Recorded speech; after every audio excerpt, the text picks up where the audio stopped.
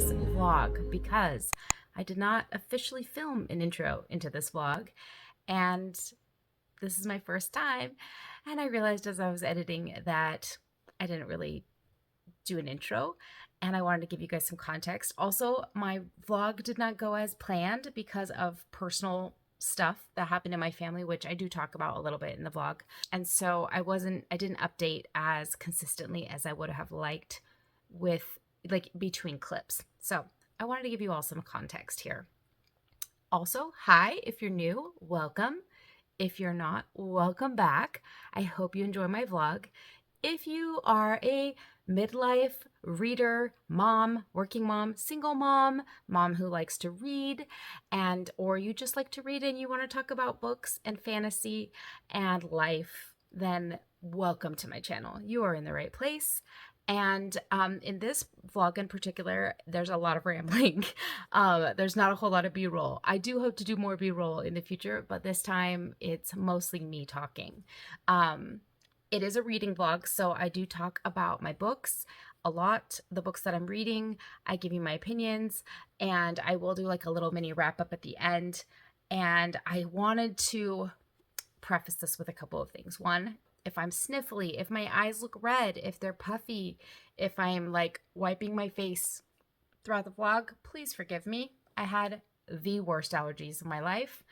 And then I wanted to talk about a little bit about what you could expect. I'm going to talk about the books I read.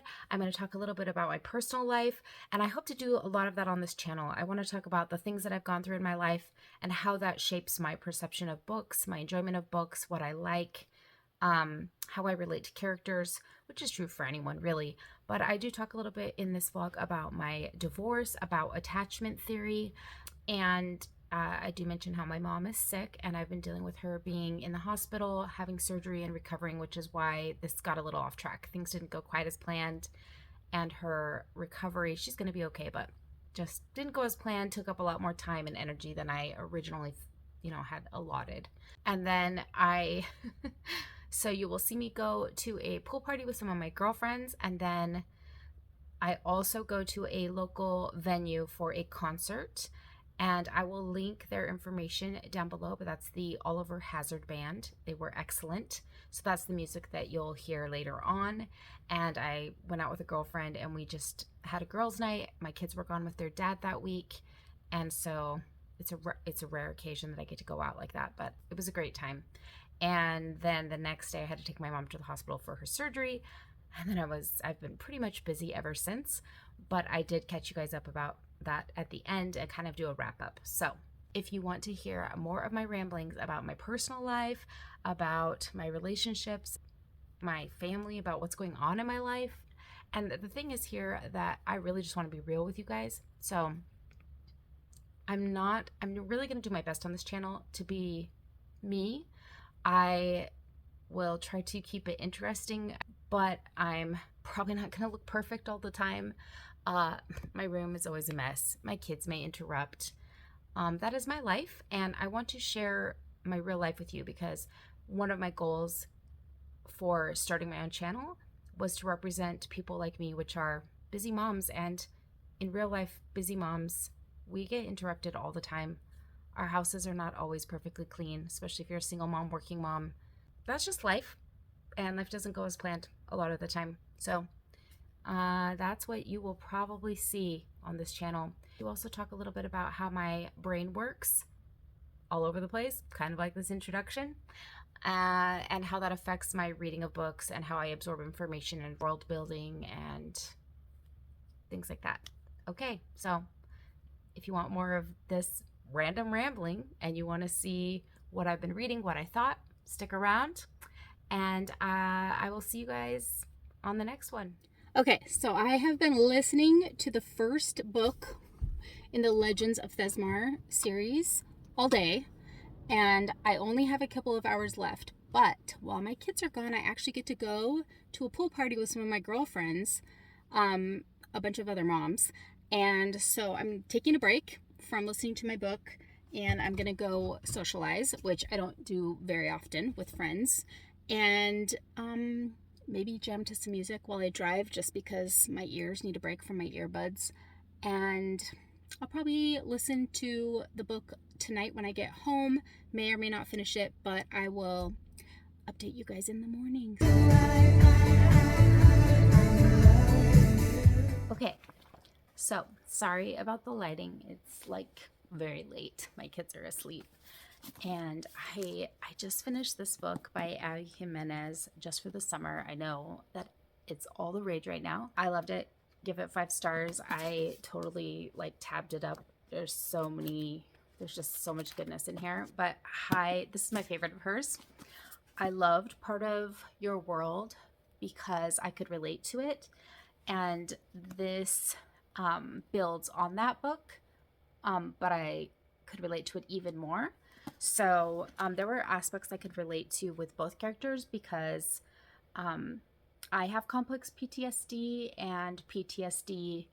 and just a really like complicated history in childhood, and had to do a lot of work as an adult on attachment style and all of that, which this book covers so well. So that really resonated with me. And then also there's like a single parenting aspect to it, and I could also relate to that because I'm a single mom. So I feel like she did such a good job addressing the mental health issues in here, the like CPTSD and PTSD symptoms and how that affects you and how it affects relationships. Anyway, there's so many good things in here, but I just wanted to read one of my favorite quotes from the book, which is at the very end, and it doesn't give any, there's no spoilers, but I'm just going to read it. A valuable lesson that I think all the best and most enduring romances have figured out. The love stories sold us the wrong thing. The best kind of love doesn't happen on moonlit walks and romantic vacations. It happens in between the folds of everyday life. It's not grand gestures that show how you feel. It's all the little secret things you do to make her life better that you never tell her about. Taking the end piece of the bread at breakfast so she can have the last middle piece for her sandwich when you pack her lunch. Making sure her car always has gas so she never has to stop at the pump. Telling her you're not cold and to take your jacket when you are in fact very cold. It's watching TV on a rainy Sunday while you're doing laundry and turning her light off while she's fallen asleep reading. Sharing pizza crusts and laughing about something the kids did and taking care of each other when you're sick. It isn't glamorous. It isn't all butterflies and stars in your eyes. It's real. This is the kind of love that forever is made of. Because if it's this good when life is draining and mundane and hard, think of how wonderful it will be when the love songs are playing and the moon is out. And it's going to make me tear up again because it's so good and it just resonates with me so much. And even though I'm a single parent and I've been divorced now for 7 years, no, actually 8. Oh my gosh, wait, how long has it been? 7 years being divorced. 8 years since my divorce started. Even though I've been a single parent this entire time, I am now in a very healthy relationship, but it took me a long time to get to this point, and I did have to work through a lot of the same issues that the main character has to work through in here, except they're a lot younger in this book, and I did it in my 30s, and they're in their 20s, so highly recommend doing it sooner in life. But I'm in a very happy, healthy, loving relationship now, and I've also been in a not healthy one, and a not good one, and a not loving one, and so I very much recognize now what real love looks like. And gosh, this book, she did such a good job, and this quote just means so much to me. I love it so much. So anyway, I wanted to share that with you guys. And I'm also working on Helen Scheuerer's Legends of Thesmar series. I finished the first book and I started the second book. I will probably finish the second book tomorrow. And then I will start on the third book, and then the fourth book comes out, I think, next week. So I'm going to kind of try to read them back to back as much as possible so that when the fourth book comes out, I'm ready to go. I have the first 3 books under my belt, and hopefully it'll still be fresh in my mind because I forget things so easily, so fast. So anyway, I'm going to go to sleep now because I have to wake up early tomorrow. But I will chat with you guys soon. So I finished the first book in the Legends of Thesmar series. I started the second book. I have them on Audible, but I also have the physical copy. I like to listen because I can get through everything faster. But I've been waiting for When the Moon Hatched to be available at my library, the audio version, so that I could listen to it, and even though I have the book, so that I could get through it faster. I've been so excited for it. And it became available, and so I have started When the Moon Hatched. This guy looks pretty thick. So this is the publisher's version, and I bought the indie version, which has the same amount of pages, but it's a different size, and it's actually thinner. So I don't know if this print is just bigger, but it just seems thicker. It's like shorter and thicker, but somehow still has the same amount of pages. Anyway, regardless, I am on page 76, which is about 10% into the book, I believe. There's 690 pages total, and then there's like a glossary in the back, and also a like a family lineage chart or something. Not sure how that's going to come into play yet because I am not that far into the book, but here's what we have going so far. For me, obviously, pink hair. I'm back again. I just wanted to let you guys know before I go into this further. On When the Moon Hatched, I am going to give some minor spoilers. It's very minimal detail. It's more like just setting a foundation. Nothing too crazy, no major plot twists. But if you don't want to know anything about the book, then skip ahead. I will put a timestamp down in the description box so you can skip through anything you don't want to hear. And then I'll see you at the end. Okay. Thanks. I'm gonna try to summarize the lore of this kingdom, but it's a little confusing. I'm still in the beginning. I'm not sure if I have it down, so apologizing now if I mess it up. Okay, first of all, look at this title page, like this dedication page. Isn't it so pretty? It's gorgeous. I love the aesthetic of this book so much. Let me tell you about the lore behind this book. First, I'm going to read you the back. So the summary says, as an assassin for the rebellion group, Fior Death, Rave's job is to complete orders and never get caught. When a rival bounty hunter turns her world upside down, blood spills, hearts break, and Rave finds herself imprisoned by the Guild of Nobles, a group of powerful fae who turn her into a political statement. Crushed by the loss of his great love, Khan Vager took the head of a king and donned his melted crown. Now, on a tireless quest to quell the never-ebbing ache in his chest, a clue lures him into the capital's high-security prison where he stumbles upon the imprisoned Rave. Echoes of the past race between them.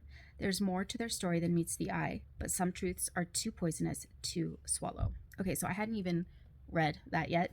I just heard great things. It has dragons. I'm a sucker for dragons, so I picked it up. Okay, so I believe we're in a fae world. And we're in a world where there are different fae with different kinds of magic. There's like elementals, and I don't know, there's other kinds of magic. And there's definitely like a class system of like the Undercity and the main world. And the dragons were created. There's 5 gods, like the god of water, the god of fire, the god of air, the god of aether, and water. Did I already say that? So they are the creators of the world. And the dragons are the greatest of their creations. So they're considered like the top tier beast or creation in the world. But what happens is the fae try to like steal dragon eggs and slay the dragons, and they spill dragon blood, and eventually the dragons end up basically like curling up and becoming moons in the sky. These moons started to fall, and as the moons fall from the sky, they put the world that they live in at risk for extinction, like blowing up this fae world. So they need to like figure out a way to protect the world from these dragon moons. Hi, I'm back. As I was editing, I realized I missed a very important piece of information. When the dragons started going up into the sky and turning into moons, all the other gods and goddesses blamed Kalis, who is the god of aether, who is like the god of space, from which, in which everything else is created. They blamed him for attracting the dragons up into the empty space to turn into moons. And they decided they needed to contain him. And all of the other gods got together and contained him in this stone, the Aether Rock. And that is the rock that the princess is wearing. And it is only through their bloodline that they're powerful enough to wear the rock that contains Kalis. So, very important piece of information. That is why Kalis is in the stone, because the other gods trapped him there because they blamed him for the dragons going up into the sky and turning into moons. And they thought he was going to continue to attract more dragons into space to turn into moons, which would further put the Fey world at risk for destruction. Okay? Carry on. That's kind of the lore that the whole book is prefaced with in the beginning. And then we come to present day, and we are following this rebel assassin named Rave. We don't know all of her history yet, but she basically was on her deathbed, and she was saved by the main lady operating the rebel operation, who is a snake and has bound Rave by her blood to the cause. Rave is extremely skilled. We don't know where she's come from exactly and what her past is. We're getting bits and pieces as we go, but it's clear that she has a lot of power and a lot of skill, and she has this magic and skill set that is very important to the rebel cause.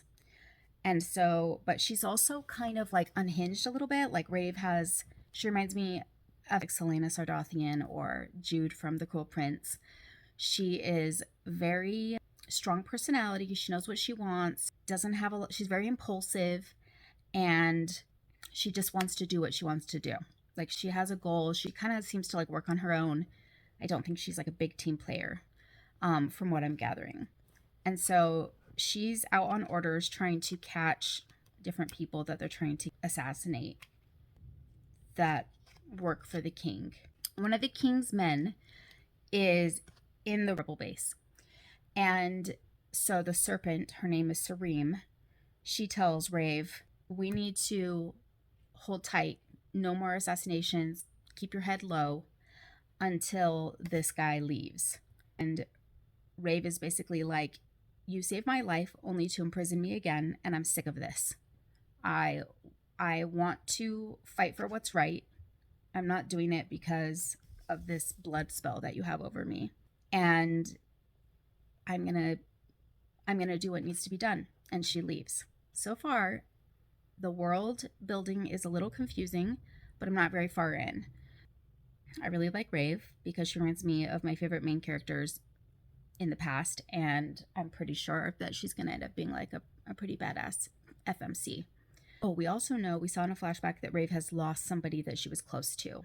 She's very motivated to get rid of the king and to overturn the ruling family. And then what I do know is that Rave will go to the Undercity, into the underworld, for supplies that the rebellion movement needs, and she helps people there. Sareem, the serpent, has basically said, like, stop going to the Undercity, quit worrying about all these people in the Undercity, like, focus on the orders that I give you. And Rave is like, but there are people down there that need help, and I'm going to help them. So if you want me to work for the cause, you basically have to put up with me helping these people in the Undercity. So that's where we're at. There's a storm coming in, so sorry that it got very dark in here while I've been talking, but there's like dark clouds outside my window.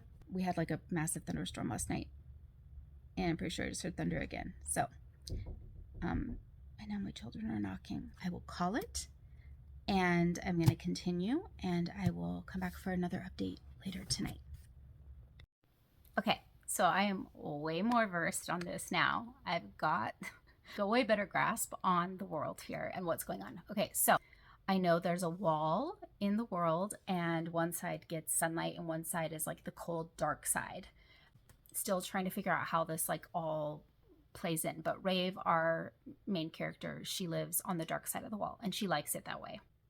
I forgot to mention earlier too that the reason why they're rebelling against the king is because the king is plucking up the Fae, whatever. I still don't have a full grasp on what beings are in the land because I know there's like a mixture, but I believe it's Fae. They're plucking up, and they test them for different magic and different skills, and they're basically like taking them if they want them for the militia. So the king is even like taking kids and just using them for their powers. And so this is why the rebellion is happening against the king. He's exploiting children in order to maintain the militia. At this point, a lot has happened, and now I'm super invested in the story. So the other part of this world that has come up is that they have these enchanted messenger larks that are made of paper, like of parchment, but they're like these magic birds folded into larks. So I'm picturing like origami, like parchment folded into origami larks, and there will be like messages inside, like a telegram, and they're like sealed with magic, so they fly to the person that the message is for. And when the person receives it and reads it and then like reseals it back up a certain way, then the parchment lark returns to the sender or returns the message or whatever. And Rave has a messenger lark named Nee that she received that she's certain went to the wrong person, like that it was not meant for her. But the message inside said, "I need you." And that just like struck a chord inside of her, and she couldn't let it go. So she's held on to this enchanted lark for like 5 years, and she frequently reads the message and has kind of adopted this lark as a pet. She doesn't want to send the lark back because she needs to be able to read those words and to see it whenever she needs to. And she kind of fantasizes about it and like daydreams about who the message was meant for and what it might mean. She sends the lark back, seals it, and sends her off. And now she is on her way to make things right, like to get justice in the world. Okay, meanwhile, we have a couple new characters. Khan, who I believe is the good brother, I think, who's either been exiled or like he hasn't been there. He's like not normally in the kingdom. And he comes back into the territory and he secretly meets up with the princess, the king's daughter. We find out that, so he sees her and she's really not doing well. Like she looks gaunt. She looks like she's not thriving. She doesn't look well. She doesn't look like herself. And it turns out she's worn this, I think it's called the Aether Rock, since she was a baby. So she's worn this Aether Rock her whole life, which is rumored to be the rock that Kalis is trapped in. And she tells her uncle that she hears him. She hears him in the rock. She hears his thoughts, and she hears him crying and wailing and hears his pleas, and that she's fallen in love with Kalis and she needs to find a way to set him free. Like she needs to get him untrapped. So that's kind of like where things have left off, but that was like only in a matter of like 35 pages. Like a lot happened. So I just wanted to update. I'm getting a much better feel for the world and the way the magic works, and some of that was just my own comprehension. I have a hard time sometimes when there's a lot of information. Like at the beginning, there was a lot happening and I didn't have context for it all, so it was hard for my brain to register it all. But now that we're like getting into the story and I'm seeing it in action, I'm grasping it. There is this giant glossary. Well, so there's a pronunciation guide that tells you how to pronounce all the names in the book. But there's also a glossary here that's like about 20 pages long. Right at the beginning, it's right here. So if there's any like terminology or something about the world that you don't understand in the vocabulary, you can go to the front and look it up and it will tell you a little bit more. I haven't used it yet, but now that I'm looking at it, I'm thinking I should probably refresh on some things. It would be nice to refer to because like I said, there's a lot of information and sometimes it just doesn't quite stick. And I'm like one of those like hands-on learners, and I guess I'm like kind of a hands-on reader too. So you can tell me all you want about the world, but until I see it in action, it's not gonna like fully stick. So I will keep you updated, but so far I'm really loving it. I love Rave. She's very like Selena Sardathian coded. She's a badass and, you know, has a lot of trauma and has some magic, and I think she has a past and an identity that we are going to find out about, but that we don't know yet. So I will keep you updated. But I'm hooked. I'm very into this, and I'm about 140 pages in now. So I'm on chapter 17. I'll talk to you soon. Okay. Listen, I had really high hopes of doing like a vlog, like a reading vlog specific to When the Moon Hatched. But what happened is I started updating you guys the first day, like the first night when I was just barely getting into it. And then yesterday I got so sucked into it that I didn't want to stop and film, because every time I had a chance to stop and film, I was like, but I could be getting further along in the book, and I couldn't like stop thinking about it, and I was addicted, and I finished it. I spent all day yesterday and today finishing this book. And do you see all these tabs? Yeah. So good. 5 stars. I'm obsessed. This series has the potential to be like Throne of Glass tier. Okay, if you don't know already, like Throne of Glass is like my top tier fantasy series, favorite of all time. I love it. I don't stop talking about it. I'm obsessed. And oh my gosh, and When the Moon Hatched might make it up to that same level. Right now, book 1, I'm obsessed. Now, the only problem is that the second book doesn't come out until right here at the end. It says, look for the next novel in the Moonfall series coming fall of 2025. Seriously, if you have read this book, please tell me below. I need to talk to somebody. I am not okay. I love this book so much, and I just at this point don't think that I could really go into, there's so much that I probably would need to dedicate an entire video or even like a series to this book or this series. And maybe I'll do that. Maybe I will do a video, especially when it gets closer to the time of the second book coming out. But do you see all these tabs? I don't know if you're an annotator, but like, it's kind of hard to see. My camera doesn't want to focus because they're like translucent. They're kind of like this pastel color. But what I can tell you is that Con, who is the main love interest, okay, this is not really a spoiler, like it even like says it on the back summary, okay. Con is my favorite male character of all time so far. Like, I love him so much. I've never been one of those like book boyfriend people. Like, I've never been like, oh, this is my book boyfriend, or I'm in love with this person. There's just never been a character that fully like did it for me. If anything, I get girl crushes. I'm like, oh, this is my favorite female main character, right? Like, I love all the characters in Throne of Glass. All the female main characters. Like, Selena, Sardothian, Manon, Lysandra, all of them, okay? I love them. I love the female main characters. But I'm not, like, crazy about any of the male. I love Con so much. Con reminds me of my own boyfriend, so that's a good sign, and that might be part of it. But, like, oh, he's so good. He is the best main character, and we need more men and male characters like him. We really, really do. So that's what I'm gonna say. Dragons, elemental magic, a pretty badass female main character, the best male love interest, and there's so much. It's a complex. There's so much going on. There's like multiple storylines happening. There's reveals, there's plot twists, there's different worlds. Oh my gosh, it's so good. I cannot wait. Ah! Okay, Sarah Parker, you're not going to see this, but please don't make us wait a whole nother year. And also, that's like a year and a half actually. Oh my gosh. And you know what?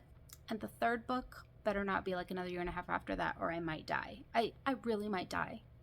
I know it's being really dramatic, but that's how I feel right now. I just need everybody to read it so that I have somebody to talk to about it. Okay? So we can talk about it and obsess about it and, you know, what is that word? Speculate about it. So I can just like live in that obsession with other people for a while, since I don't get another book for a long time. Okay. So moving on, I will say that in the Legends of Thesmar series has been on my mind. I did retain what is happening, which is very rare for me. So I've gone back to book number 2, which is Vows and Ruins. And I was about halfway through before I started When the Moon Hatched. And the reason that I switched over to When the Moon Hatched is because I owned the audiobook on my Audible account, so I could listen to it anytime. But I didn't own When the Moon Hatched. I waited for it from the library. I didn't know how I was going to feel about it. And like, I got the Legends of Thesmar series on a deal, like on an Audible deal. But I didn't know if I wanted to use one of my credits on When the Moon Hatched. Now I have no doubt I will go back and purchase this on audio now so that I have a copy, because it's definitely a book I will want to reread, re-listen to in the future, especially before book number 2 comes out, since we have to wait like a whole year and a half. And I loved this book so much that I think it's going to stick with me, and I tabbed it, so it should be easy for me to reference, but still my brain sucks sometimes, and I can never remember all the things that happen. And especially in fantasy books, there's so much to remember. My brain can only contain so much. Okay. I have mom brain and ADHD brain and single mom brain and working mom brain. And my brain is it's running out of space. So I have like a dedicated book area. And sometimes like it reaches capacity, and then it like deletes memory to make room for new books. So that happens to me sometimes. Does that happen to you, or is it just me?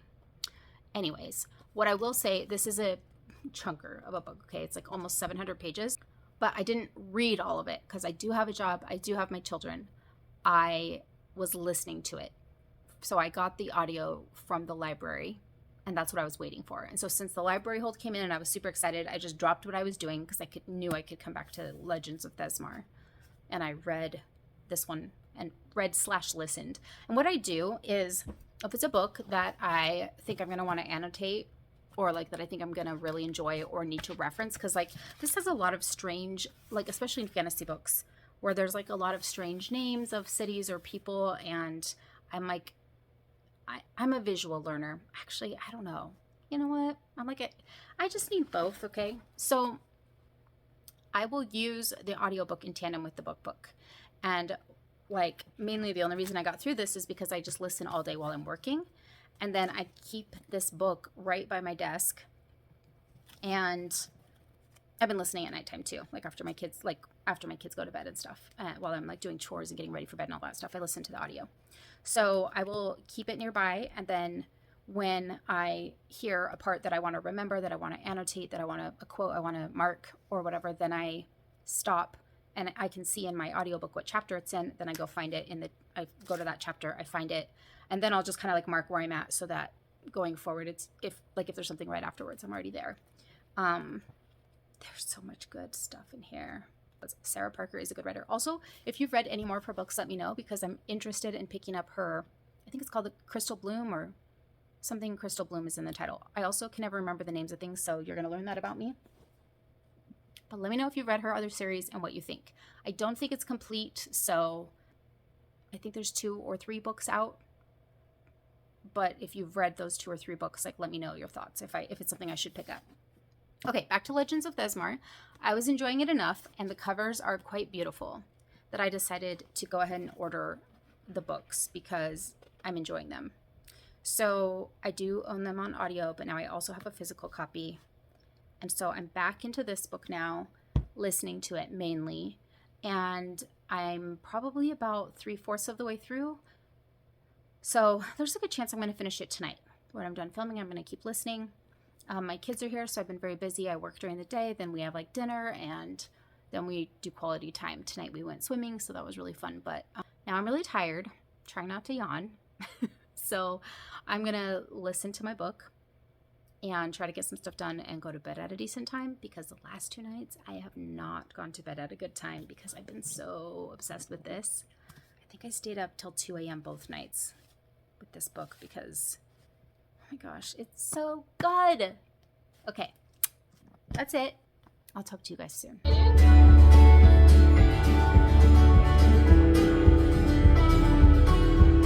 Cheers.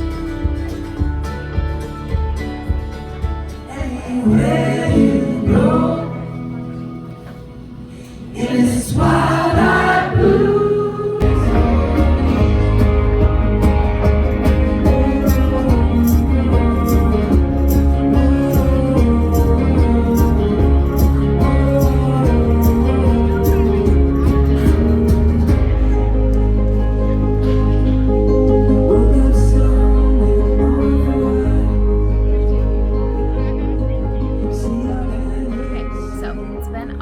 minute since I've been on here. My mom has some health stuff going on, and so anyway, I've been exhausted.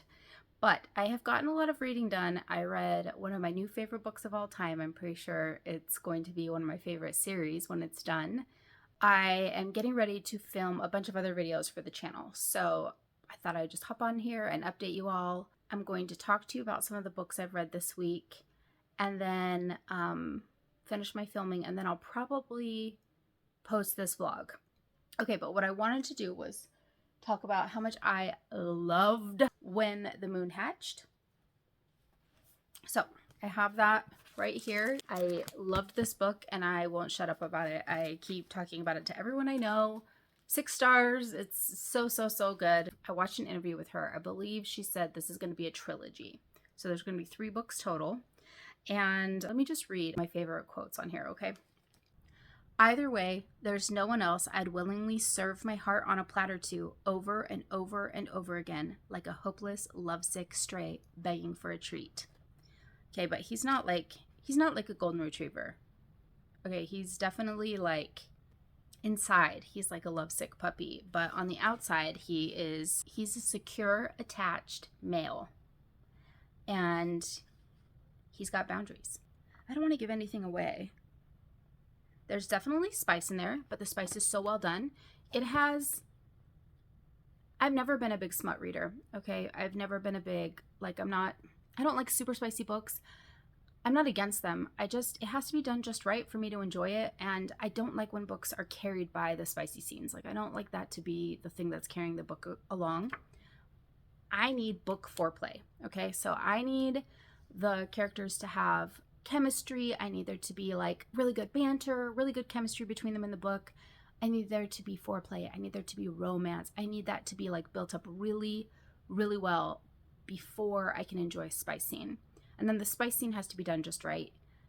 And then it can't just overtake the whole book. I don't want a book filled with sex scenes. I want to read a plot. I want to read about the characters. And I want the spice to be the frosting on top, not the meat of the book. You know what I'm saying? So this book does it perfectly. It's the perfect amount of spice to develop the romance. The spice is well done. It's tasteful. And it furthers the characters and the relationship. It adds to it. It's not the reason that it's being written. Am I making sense? Does that make sense? Okay. Anyway, 6 stars. If I could give it 6 stars, I would. Love it. So I finished this book, and then I read, let me do a little wrap up. I don't want to pull the books out. They are buried under my pile of books for my haul, which I will get to, but maybe I'll put a graphic up or something of the books. Okay. I do have the books, but I actually listen to them for the most part on Audible because I also own them on Audible. And most of these books, so the When the Moon Hatched, I listened to on audio, but I also owned the book. I listened to the book for the most part, but I keep the book next to me. And then when I get to something I want to annotate, I just pause the book. It takes me maybe a little bit longer that way, but it ends up that I get through the book faster overall because I can listen to audiobooks sooner than I can sit down and read. And I just like it. Then I end up with my annotated copy, okay? Because I like to have, when I go back to reference it, I like to have it in writing rather than on audio.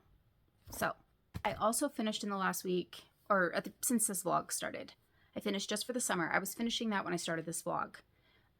Also loved it. 5 stars. Love Abby Jimenez. She's the best. She's, I think, my favorite romance author at this point. Which she's got an element of women's fiction in there, so I really like that. Even though the romance is the primary plot, there's other deeper meanings and other subplots going on that are really meaningful. So I really like her writing. But I do recommend reading the other 2 books in that series first, at least Part of Your World, because there is quite a bit of overlap between Part of Your World and Just for the Summer. I think even though there is overlap, it's not as much in yours truly, so I don't think you have to read that one first, but I would definitely read part of your world before you read Just for the Summer. And I started Blood and Steel by Helen Scheuerer, and I enjoyed it a lot. There's a lot more spice in there, but it was good. I think I gave that book 4 stars. And then I got into book 2, and there was so much more spice. And I felt like the author was relying too much on the spice to carry the story. Like, there was just too much smut for me. It was overpowering the plot and the character work. And so I didn't enjoy it as much. I would probably give the second book, even though I don't think it needed the spice. Like, if I could just mark the spice scenes and skip over them and then just like read through, like if I could reread it without the spice, it probably would have been a 4.5 star book. I mean, who knows? But too much spice for me that just made it really kind of broke up the plot and made it difficult to enjoy overall for me. I'm just like sick of it. Like, I'm sick of the smutty scenes. But I think there might be less in book 3, and I've heard that book 3 is everyone's favorite in the series. Book 4 is about to come out. So I'm probably going to pick up the third book. But if the third book has as much smut and it interrupts the story as much as the first or the second book did, I'm not sure if I'm going to move on with the series. But if you like romantasy and you like there to be a lot of spice, then you will love this series. It has a plot. I like the characters. She's a good writer. I just think there's too many spice scenes. Okay, enough said there. So I finished those 2 books. I read When the Moon Hatched, and then I read Piranesi, which I am buddy reading with another booktuber, Sarah. I love her. I will link her in the comments below. Go follow her channel because she's amazing. So we buddy read that, and we haven't had a chance to discuss it because I just finished it yesterday. But it was really good. I would give it 4.5 stars.